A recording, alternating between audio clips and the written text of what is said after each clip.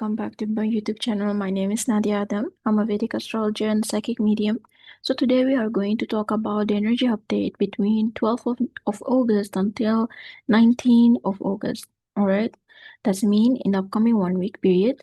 As usual, I will divide an explanation into several parts and the timestamp will be in description box along with my personal details if you're interested to book a personal reading with me.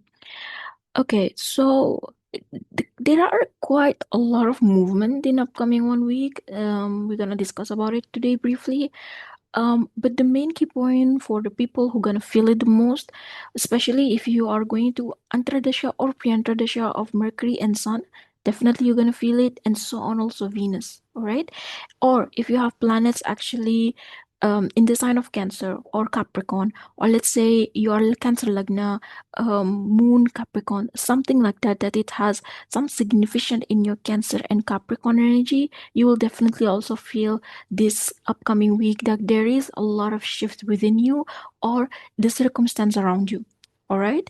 So, one thing we can see here that today we are talking at on 12th of August, we can see Mercury move direct in the sign of Cancer, and it's still in conjunction with Sun, although Sun is quite far degree compared with Mercury, but it's still considered to be conjunction because they both are sitting in the same zodiac sign or same house. Yeah, Mercury move direct. Of course, if you've been feeling life disturbance or like delay postponing things, or just like your emotion was not really in the clear way, Mercury here will definitely will start to get things correctly for you. All right, things will start to move forward, things will start to change into the good direction. So Mercury direct here really gonna give us a very good positive outlook until the end of the year, around November, when it's again going to move retrograde in the sign of Scorpio. Okay, so we have like a good 2-3 months from now until it's moved retrograde again. So, but what was the hidden aspect related to Mercury retrograding? And also, if you can see, it's a trine of Shani. Although it has no direct aspect, but I have spoke about that. How Mercury, when it was retrograde, it was between Ketu, Jupiter was here. It's just suppressed with many planets going on. Such combination shows that in the recent past there was some sort of revelation, all right? Some sort of revelation, understanding, or maybe epiphany towards certain things. So now Mercury direct will start to put an effort in on that thing in order for us to work on it. Let's say, for example, in the last period, you realize that maybe I need to change my job, okay? Because this is not aligned with me anymore. So now once Mercury move direct, you will start to execute these things that okay, now I got the clarity. I know what to do. Mercury by itself will start to reveal to you the plan or what's coming up next. Okay, if let's say you decided to get married or you decided to break up, Mercury here will give you that full clarity that okay, this is meant for me or this is not meant for me. Therefore, we're gonna work according to that. Okay, Mars here also, note that one thing, Mars here is under the sign of Mercury, or aka is Virgo, right? It's correlating here. It shows that Mars he would like to really solve the issues and problems right now. That's why I said Mercury will really give us the clarity of what exactly we need to do next. This is all full of action oriented energy, all right, at least for another 1 month 2 month period, right, until the eclipse hit. Actually not even 2 months, it's roughly 1 month period until the eclipse hit in the axis of Leo and Aquarius, all right.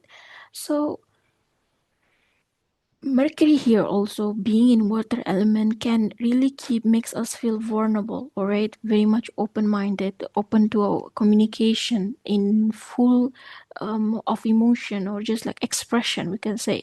Mercury in water element also indicate that the person will try to balance out between their logic, common sense, right? Practical thinking and with their emotion. What do they feel to do? What they are feel guided to do during this time, all right? Note that Sun, anyways, is going to move to the sign of Leo, okay, in next few days, which I'm going to talk it about it right now, around like 19 and 20. That's mean the almost the same day when Venus moved to the sign of Cancer. Let us just change the timing here. 1 second. Okay, it's depend on where is your location is, but it's roughly 20 or 21st of August. Here we go. Okay, let us talk about the Gandanta first. Okay, let us just keep it like this. Here we go. Okay. All right. So keep in mind that means we're going to have kind of like a new moon eclipse in the next 2 weeks period, all right, because sun here will already in the sign of Leo with K2, right?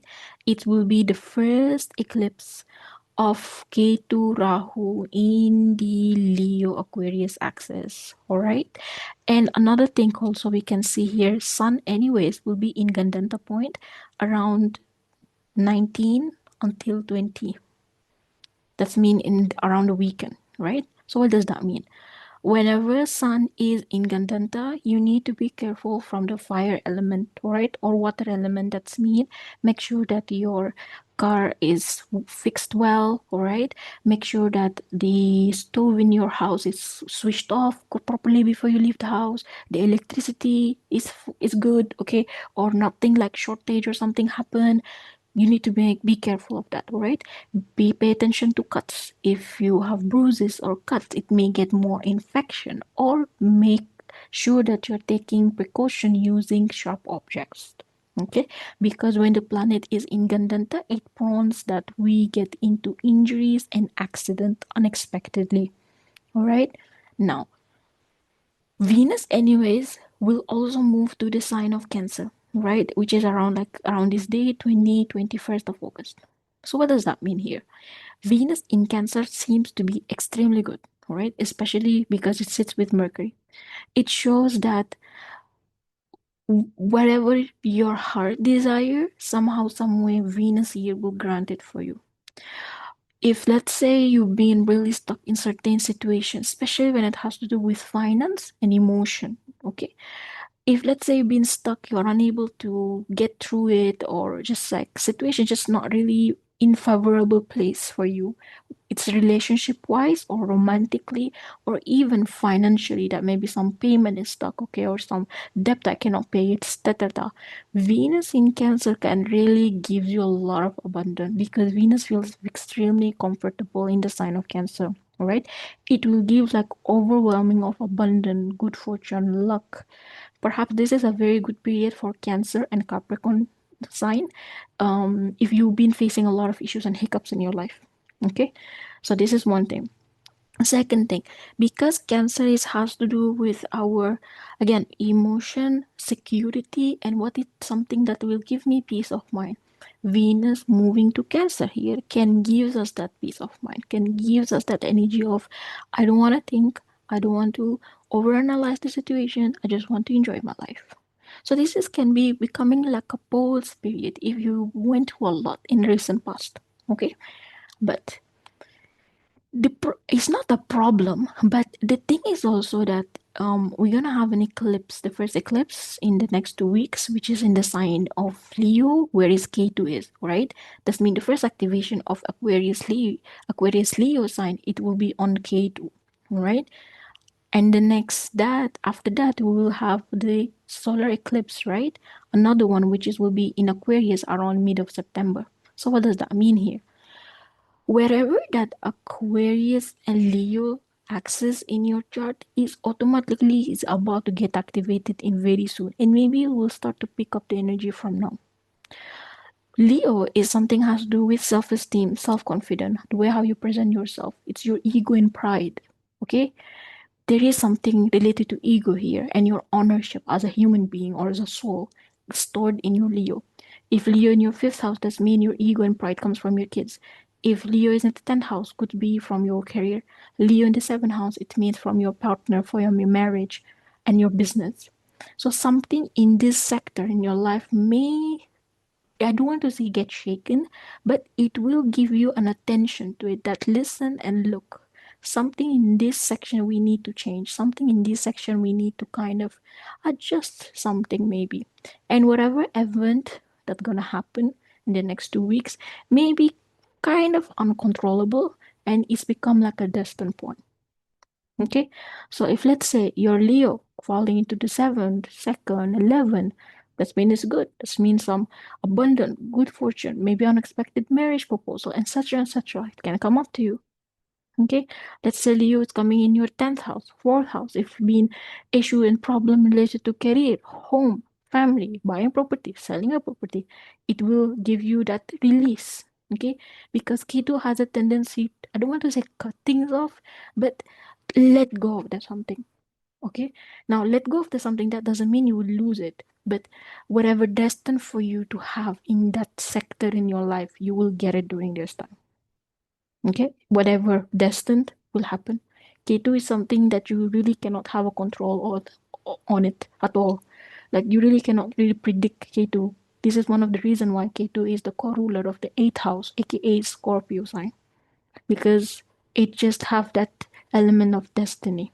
Okay, so we will talk about it in the near future, of course. So that's it for today. Thank you so much for your time. Thank you for listening. Wishing you all the best. Stay good and be good. See you soon. Bye bye.